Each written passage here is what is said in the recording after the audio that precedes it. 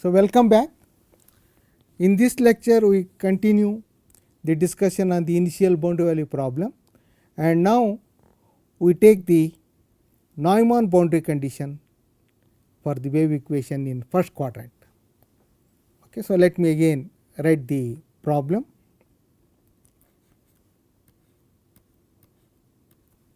So, wave equation, one dimensional wave equation in the first quadrant.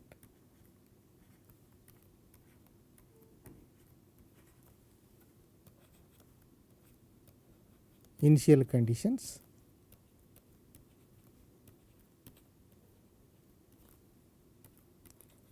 UTX0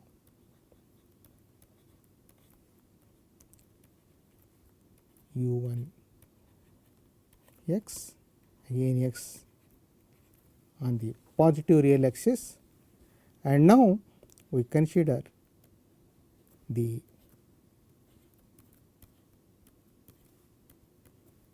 Dirichlet boundary condition.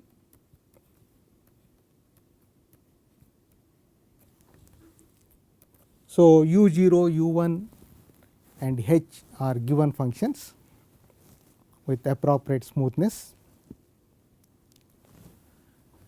So, now let us try to find out a formula for this solution and how and see how it differs from the earlier formula for the Dirichlet problem, where u0 the value of the solution on the boundary was provided. So, the general mixed, let me just remark before mixed boundary value problem.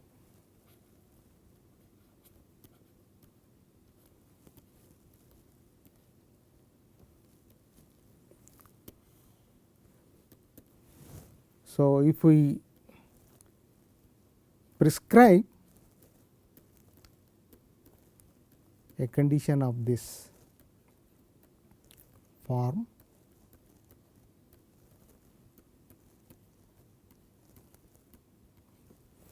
because of the linearity in the equation and because of the linearity in the boundary data, we just concentrate on the Dirichlet Neumann boundary condition. So, this is Neumann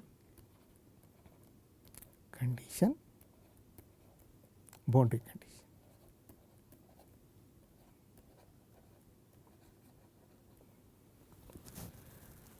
So, again the idea is same. So, again you just consider the first quadrant,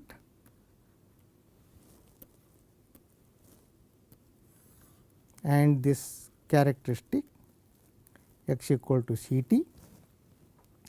So, again in this region the solution has domain of dependence completely lying on the positive real axis. So, the solution again is given by D'Alembert's formula. There is absolutely no problem there.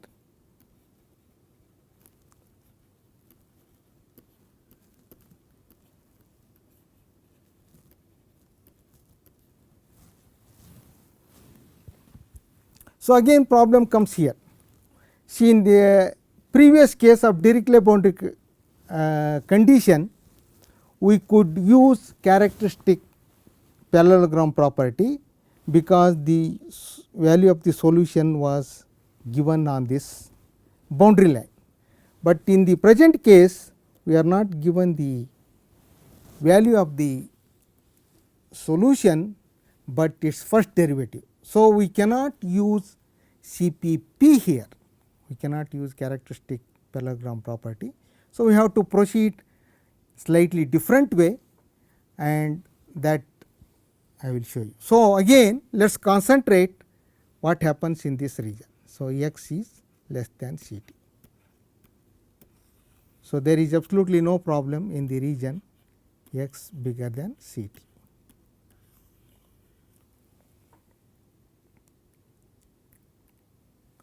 The general solution again we depend on that now. So, general solution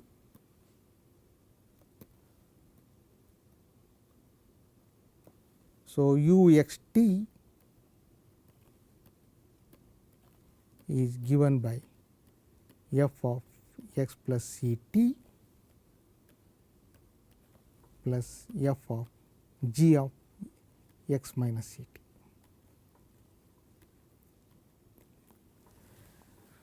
So, as we did in the case of D'Alembert's formula, so again in the region x equal to x bigger than c t.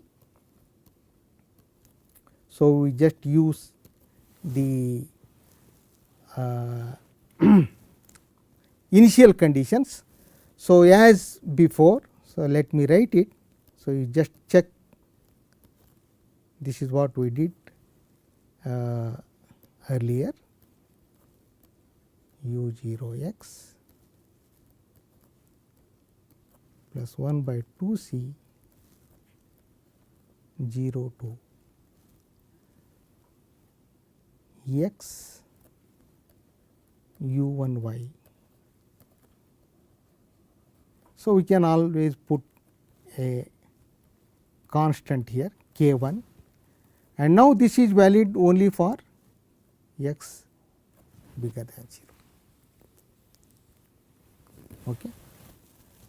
And g is also similarly given here. So, g of x, so let me write it,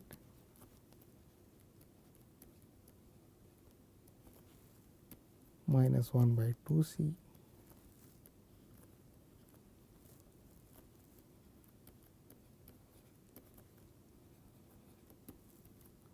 minus k 1.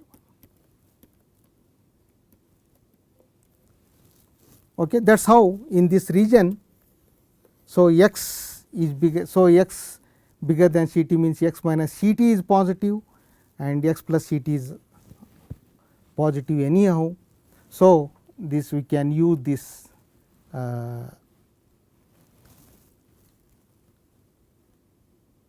f and g in terms of the initial data and compute the solution. So, what happens when x is less than c t? Okay.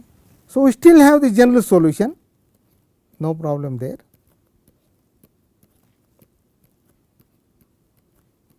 F of x plus c t plus g of x minus c t. So, x plus c t is positive. So, there is no problem. So, again we can use this formula for f, but when x is less than c t, so this is negative, and this formula does not provide us with an expression for g. So, we have to now invoke the boundary condition in order to find this g. So, that is the only difference between the Dirichlet boundary condition and Neumann condition. So, here we have to do little more work, but we are given u x not u. Okay. So, let us calculate u x from this. So, u x, so let me calculate at a general point. So, this is f prime x plus c t, and that is g prime x minus c t. And using the boundary condition, we therefore get, so h of t is equal to f prime at c t plus g prime at minus c t.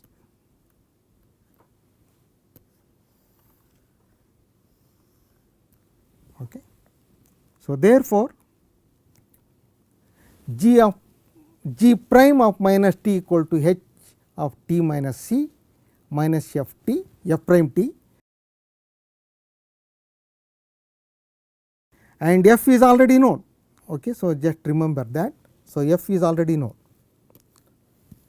because here also it is positive. So, for f is known. So, you just take f prime there and substitute here and do one more integration. So, there is a minus sign. So, you just watch for that thing.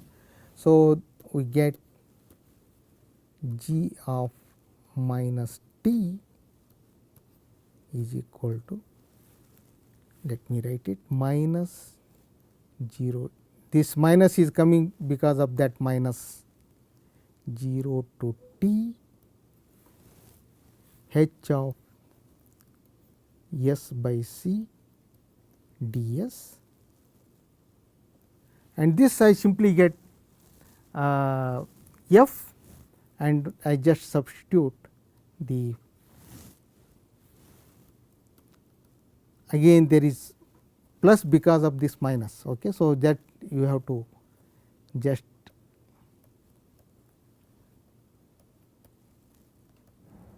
observe. Okay. So, it's, the signs are important. Okay. So, we can always add an constant of integration. So, k is just an integration of constant, and now this is valid for t positive. Okay. So, we have obtained now an expression for g of minus t when t is positive. Okay. So, again go back, this is our expression, this is our expression, you simply substitute that. Okay.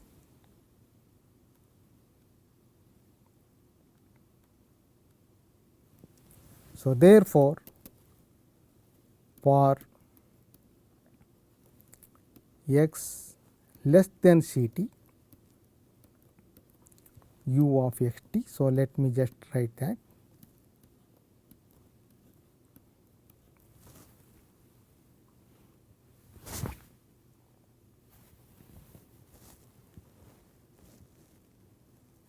So, this is just f of x plus c t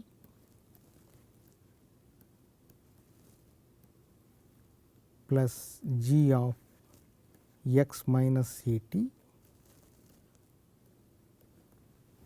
and this is just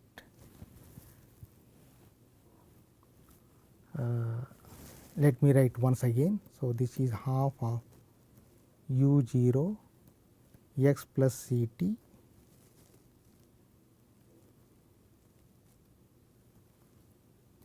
plus u 0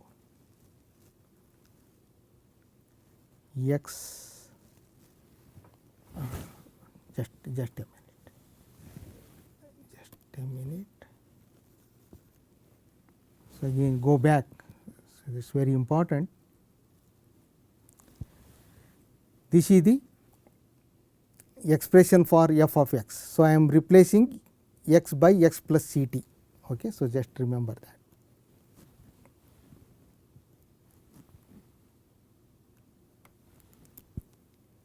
Plus 1 by 2 c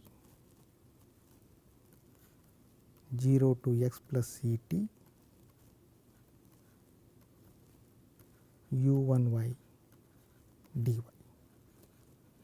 This is for f, and now, so this is minus t. So, I write this as minus c t minus x, that is positive. Okay. So, just you get minus 0 to c t minus x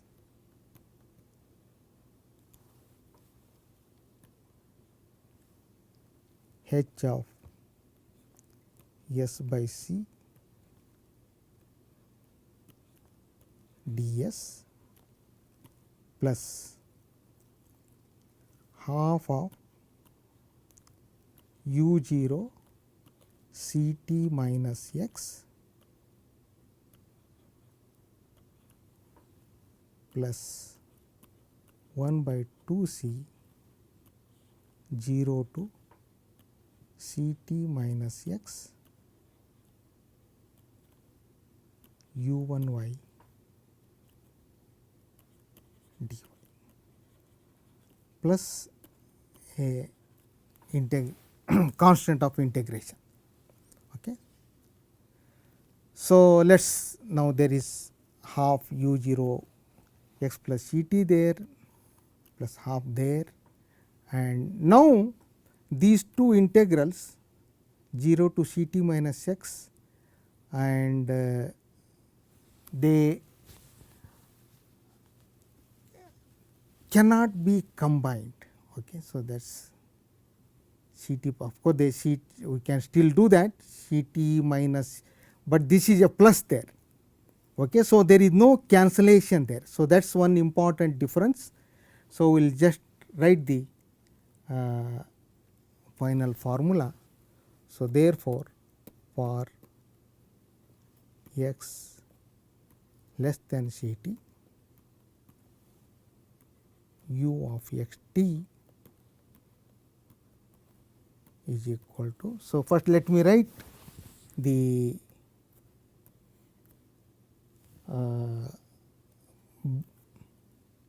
boundary data. So, this is c t minus x h of s by c ds plus half u 0 c t plus x plus u 0 c t minus x.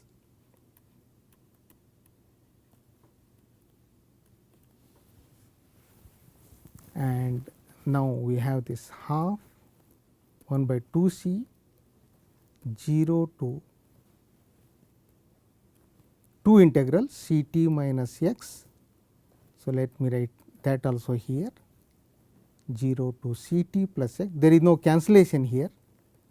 So, you have 2 integrals here of the same function, integrand is same. Let us briefly write that, and there is always a, see earlier that was not there. So, now there is a constant of integration. Okay. So, then this is valid for x less than c t. Okay. So, this term is similar to one in the D'Alembert's formula, there is no change, but there is slight change in the integral. Okay. So, it is more this part is more like D'Alembert's formula, and this is coming from the boundary term.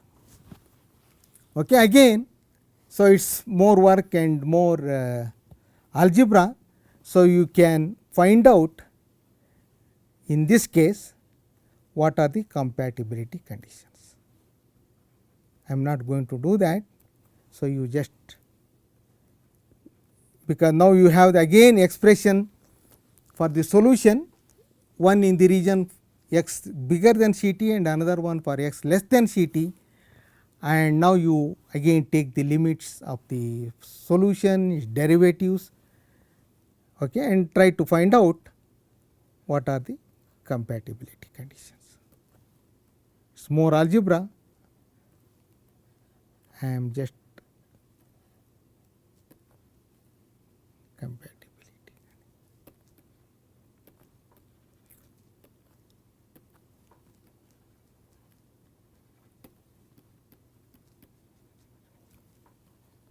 Okay, that just you work out. Okay. So, finally, just make wave equation in a finite interval. See, all these developments eventually lead to wave equation in a finite interval.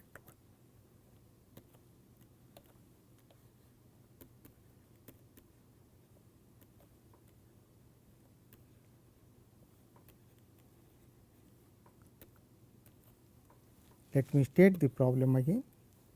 So, now again the wave equation,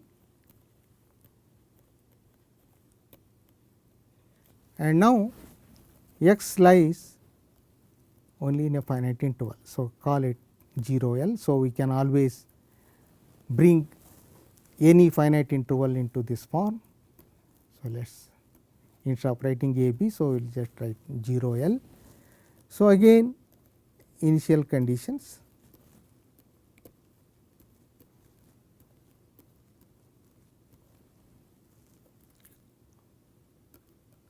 u t x 0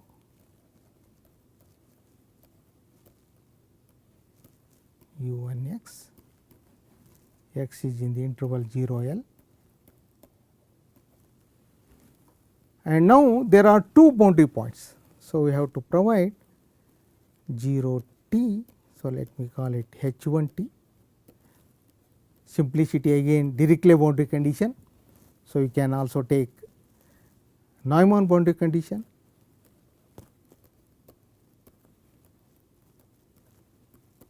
h 2 t.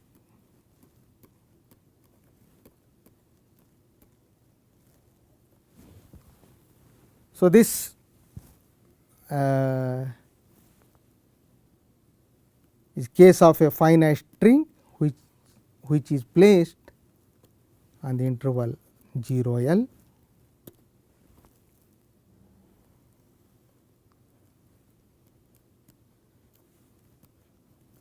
Okay.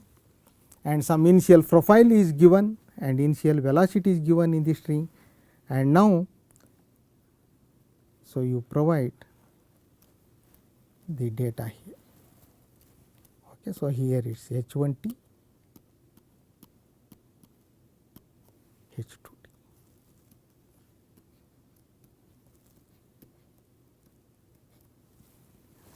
Generally, such problems are approached by Fourier method,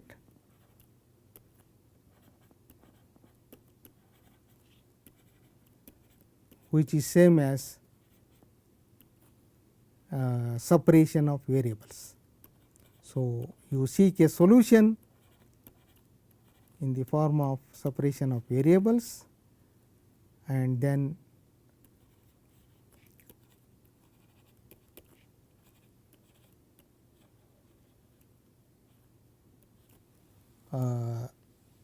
manipulate and then try to get the Fourier series expansion. Okay, that is why it is Fourier. I will show you an example. But let me here describe this method generally requires more smoothness. I will show you, and some nice formulas do not yield C2 solution, requires more smoothness on the data.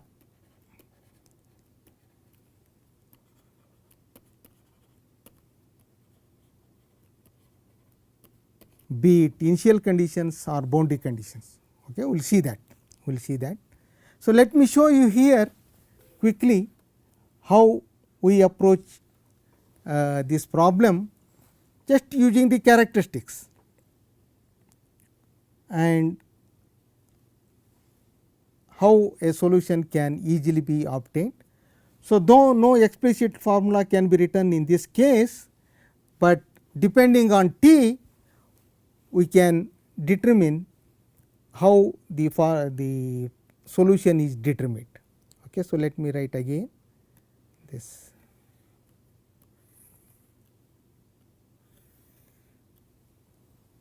zero L, and now you draw the characteristics. So, let me just use different color.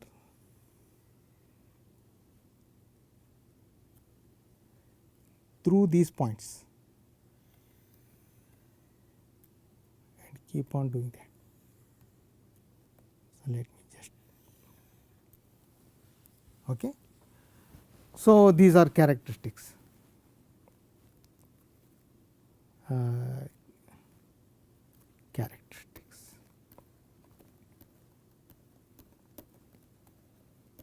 And you see how the characteristics play an important role in determining the solution of the wave equation in several different problems. So, we saw it on the entire real line, first quadrant, and now the finite interval. Okay.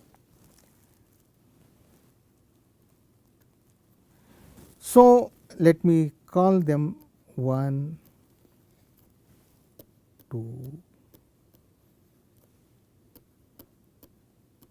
So, this infinite cylinder, if you want to call this infinite rectangle, so is divided into several regions.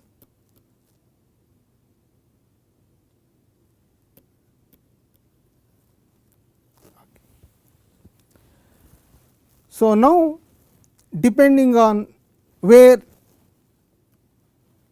the point x t lies, the solution is determined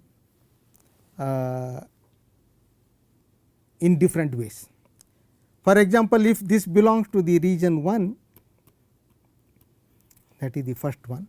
So, here its domain of dependence is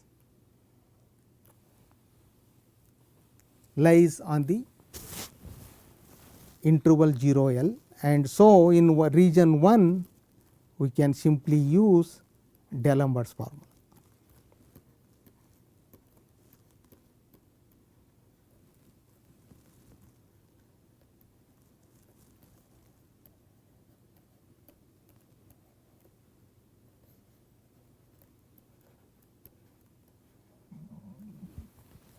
And in the region 2, now one characteristic hits the boundary line x equal to 0 and another one comes to the first region. So, we can repeat the argument in the case of Dirichlet problem for the quadrant. So, we can obtain a solution in region 2 using the boundary data only on x equal to 0, and similarly in region 3. And as you go up, okay, so there will be more interaction between both the boundaries, and in principle we can obtain a formula at any point x t, okay, though it there is no simple formula to write down for any x t. It depends, first we have to find out in which region it belongs to, and then we have to work backwards till we get to the region 1. Okay. Though we are not able to write explicitly, but still there is a procedure how to obtain the formula, and here we do not require more smoothness as compared to Fourier series. That I will briefly discuss next time. And again, suitable compatibility conditions, now there are two interaction points 0 and L need to be determined in order to show that the solution is a C2 function in the entire region. Otherwise, if the compatibility conditions are not satisfied, then u or its derivatives will not be continuous across this characteristic. Now, there are plenty of characteristics. So, earlier there was only one, now there are many characteristics. So, with that thing I will come to an end of this talk. So, next time I will show you how Fourier method is applied and what are its limitations, and also show you some examples. Thank you.